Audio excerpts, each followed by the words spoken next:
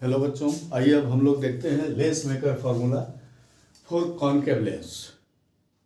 Proof lens maker formula for the concave lens without sign convention which is easy to proof. तो सबसे पहले हम लोग को इसमें कंसंट्रेट करना है इसके डायग्राम पे।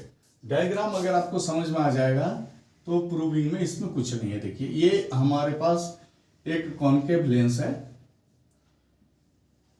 इसके दो फेस हो गए, x1 p1 y1, x2 p2 y2। इसका रिफ्रैक्टिव इंडेक्स है n2, इसका है n1 और इधर भी है n1। अब देखिए, अब हम लोग बात करते हैं यहां से कि O is the point object. O is the point object. यहां पे देखिए, हम लोग को चालाकी करना है। वन रेज तो ऐसे जाती है विदाउट डेविएशन पास हो जाती है, दूसरी रेज यहां से स्मॉल एंगल पे जा रही है। देखिए, ये स्मॉल एंगल पे जा रही है, ये जा रही है। अगर ये सरफेस x1 p1 y1 नहीं रहता ना, तो ये रेज जैसे थी वैसे ही चली जाती विदाउट एनी डेविएशन, उसको कोई नहीं डिस्टर्ब करता तब। लेकिन यहां पर देखिए, सरफेस मीडियम अलग है, और जब मीडियम अलग है तो रेयर से डेंसर में जा रहा है, तो फिर क्या हो जाएगा, नॉर्मल की ओर मुड़ जाएगी। When rays travels from rare to denser medium then it moves towards the normal. तो सबसे पहले आप इस फेस का, ये जो फेस है x1 p1 y1, इसका नॉर्मल ड्रॉ कर दीजिए। नॉर्मल यहां पर हम लोग लिखते हैं इसका, देखिए c1। अब ये नॉर्मल की ओर मुड़ जाएगी। देखिए, तो ये यहां से, ये जो रेज है ये कुछ ऊपर को मुड़ जाएगी, और ये रेज यहां से ये ऐसे चली और यहां पर इमेज बन गया I1। देखिए, पीछे बढ़ाने पे वर्चुअल इमेज बनेगा। ये रेज चली, ये A पॉइंट से चली और ये B पॉइंट पर आ गया, यहां पर आ गया पॉइंट B, इस पॉइंट पे। अब देखिए क्या है, रेज ये गई यहां से, ये ऊपर को मुड़ गई, तो इमेज यहां बन गया। अब ये फिर ये सीधा चली जाती है, लेकिन ये भी सीधा नहीं जाएगी। इसके पीछे क्या कारण है, देखिए, इसके पीछे कारण है फिर से मीडियम चेंज हो रहा है, डेंसर से रेयर में आ रहा है। जब डेंसर से रेयर में आएगा तो क्या हो जाएगा, देखिए, अब नॉर्मल यहां हम लोग कर देते हैं, तो डेंसर से रेयर में जाएगा तो नॉर्मल से दूर जाएगा, moves away from the normal. देन ये जो रेज है ना, ये सीधा जाने वाली थी और आगे इधर को मुड़ जाएगी, और ये ऐसे जाएगी, और यहां पर हमारा फाइनल इमेज बनेगा I। यानी कि ऐसे, फिर अप, फिर अप। यहां स्मॉल एंगल से लेके जाएंगे हम लोग, आप आसानी से ये रे डायग्राम बना लेंगे। मेन इसका रे डायग्राम है। रे डायग्राम अगर समझ में आ जाए तो प्रूविंग में कोई टेंशन नहीं है। देखिए, एक रेज यहां से चली, और ये रेज जो चली ये सीधी चली जाती, लेकिन सीधी नहीं जाएगी। क्या हो जाएगा, मीडियम जो है रेयर से डेंसर में आ रहा है, तो एक नॉर्मल खींचो और ये नॉर्मल की ओर चली गई। और ये जो एरो मार्क है, ये लाइन हमको नया लाइन मिला, रेज ऑफ लाइट का नया रास्ता ये है, और इस रास्ते को पीछे बढ़ाया तो I1 पे एक इमेज बना।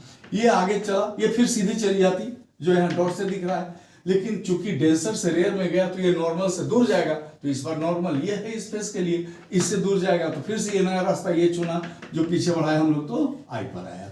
तो ये हमारा रे डायग्राम है। अब देखिए, फर्स्ट रिफ्रैक्शन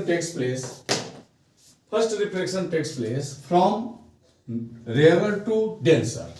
फॉर्मूला हम लोग वही लिखते हैं, देखिए, n2 minus n1 equal to n2 minus n1 by r1। इसके लिए R1 था। अब रेयर से डेंसर में जा रही है ना, तो रेयर में क्या है, ऑब्जेक्ट, तो यहां हो गया U। डेंसर में है इमेज, तो ये हो गया V डैश। देखिए, यहां से ये जो है ना, ये V डैश है, यहां तक का डिस्टेंस हमारा, ये मिडिल पॉइंट से V डैश है, और ये V है, यहां तक का डिस्टेंस V है, और ये U है। ये इक्वेशन 1 हो गया। It is due to refraction from surface x1 p1 y1. Second refraction takes place from surface x2 p2 y2, in which rays of light travels from denser medium to rarer medium. अब denser से rarer में जाएगा, formula फिर से वही लगाते हैं हम लोग। देखिए, n2 minus n1 equal to n2 minus n1 by r2। यहां पर अब देखिए क्या करते हैं हम लोग, इस सरफेस के लिए I1 जो है ना ये ऑब्जेक्ट का काम करेगा, यानी कि डेंसर से रेयर में जाएगा तो डेंसर में ऑब्जेक्ट रहेगा, डेंसर है N2 तो यहां पर ऑब्जेक्ट रहेगा V डैश, I1 ऑब्जेक्ट है V डैश बाई V। ये हो गया इक्वेशन 2। अब हम लोग इक्वेशन 2 में इक्वेशन 1 को सब्ट्रैक्ट कर देते हैं एज यूजुअल, जैसे हम लोग कॉन्वेक्स में किए थे, कोई अंतर नहीं हुआ, यहाँ माइनस यहाँ प्लस यहाँ माइनस, देखिए ये कैंसिल आउट हो गया, ये बच गया N1 by V minus N1 by U equal to N2 minus N1। अगर दोनों में से कॉमन निकाल दे तो ये बच जाएगा 1 by R1 minus 1 by R2, और यहाँ पर N1 अगर बाहर हो जाएगा तो 1 by V minus 1 by U equal to N2 minus N1, 1 by R1 minus 1 by R2, और इस N1 को इधर लेके गए तो 1 by V minus 1 by U कितना बन जाएगा 1 बाई F।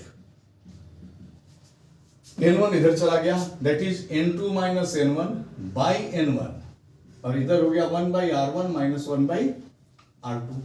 अब देखिए 1 by F equal to N2 by N1 minus N1 by N1, 1 by R1 minus 1 by R2, ये हो गया 1 by F equal to N21 minus 1, 1 by R1 minus 1 by R2। देखिए ये हमारा फॉर्मूला प्रूफ करना था, ये सेम प्रोसेस है, सेम डेरिवेशन है, सिर्फ डायग्राम में अंतर होता है।